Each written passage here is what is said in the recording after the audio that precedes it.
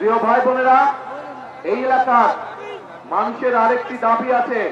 ECB চত্বর থেকে জসিমউদ্দিন পর্যন্ত ৬০ ফিট প্রশস্ত করানোর জন্য যে রাস্তাটি আছে, ইনশাআল্লাহ বিএনপি সরকার গঠন করলে আমরা মানুষের বসবাসের জন্য, চলাচলের জন্য এই এলাকার রাস্তার প্রসার ঘটাবো ইনশাআল্লাহ। প্রিয় ভাই বোনেরা,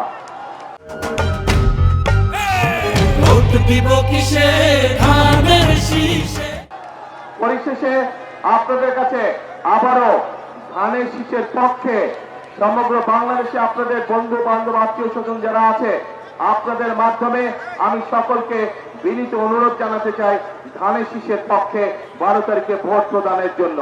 এবং আমি যেহেতু এই এলাকারই সন্তান, আমি আপনাদেরই সন্তান, এই এলাকার সন্তান, সেই জন্য এই এলাকায় ধানের শীষের প্রার্থী হিসাবে আপনাদের কাছে 12 তারিখে ধানের শীষের পক্ষে আমি ভোট চাই।